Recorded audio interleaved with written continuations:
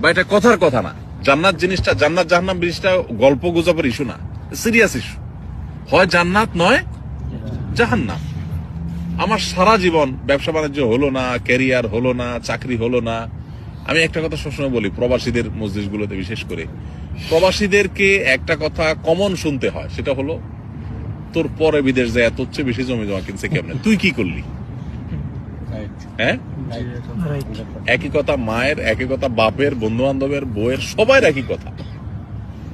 তোর লগে একসাথে গেছে, যা 20,000 টাকা পরিশোধ করছে, দেনাদায় পরিশোধ করছে, এলাকায় জমি জমা সব কিনা ভরাই ফেলতেছে, বাজারে দোকান নিছে, শুনছি ঢাকাও ফ্ল্যাট বুকিং দিছে। আর তুই কি করস? তোর সাথে একসাথে গেছে, প্রতি বছর একবার করে আসে, তুই 3 বছর আসতে পারস না, তোর টাকা হয় না, কি করলি তুই? এই কথাগুলো খুব ভীষণ লাগে না আপনাদের? এটা কেন হয়? ওই যে বললাম, পুরো ফ্যামিলিকে টাকা দিবেন, এটা তার মাথা ঢুকেছেন, আপনার মাথাও পোক ঢুকছে, তার মাথাও পোক ঢুকাইছেন। সেও মনে করে টাকা দিতে পারলেই ছেলে আমার সাকসেস,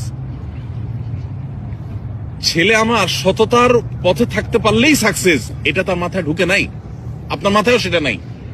এই জন্য সেও সুখে নাই, আপনিও সুখে নেই, না সে সুখে আছে না আপনার সুখে আছে। এই জন্য ভাই, দৃষ্টিভঙ্গিটাকে বদলানোর চেষ্টা করি। আল্লাহ তাআলা আমাদেরকে সে তৌফিক দান করুন।